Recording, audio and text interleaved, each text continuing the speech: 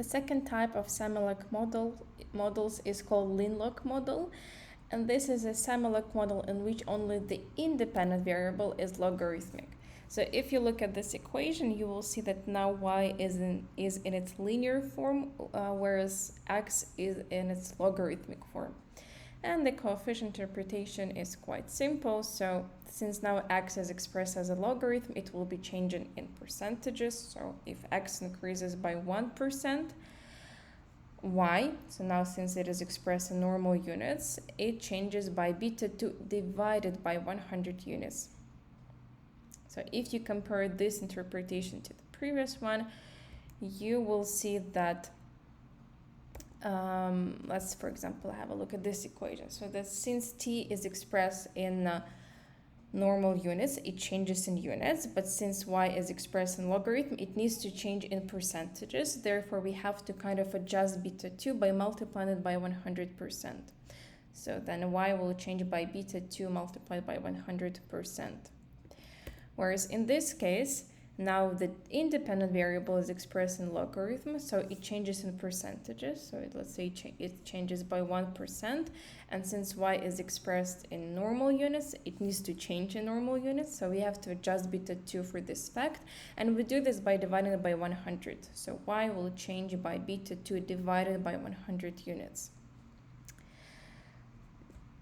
As I've mentioned, there are some other types of models. For example, on this slide, you can see a reciprocal model.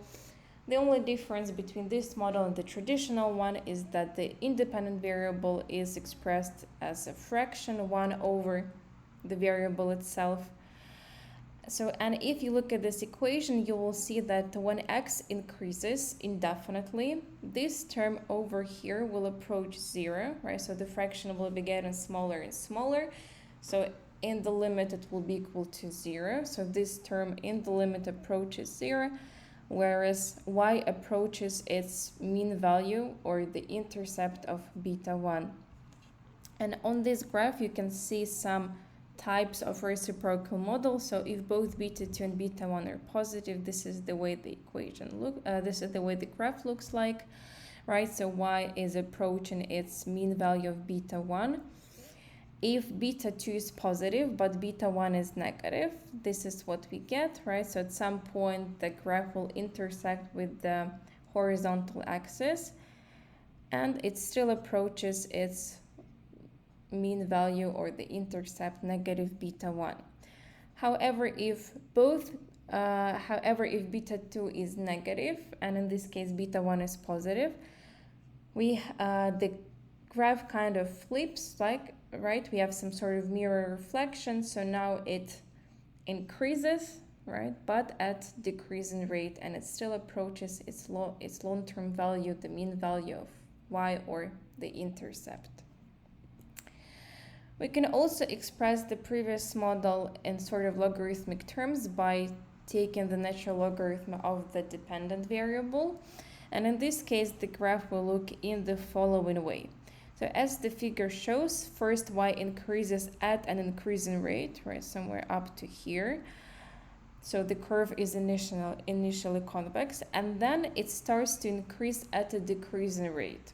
So the curve becomes concave. And the last type of model that I would like to present is the polynomial model.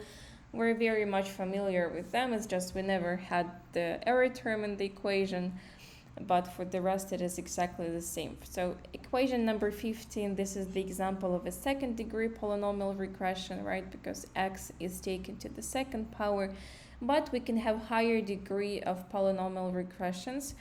And number 16, this is the general example of kth degree polynomial regression where x is taken to the power of k. So those types of models are usually used when we need to construct the production process, when we need to describe the production process or the cost process. And during our workshops, we'll have a couple of examples and I will show you how to deal with these kind of models.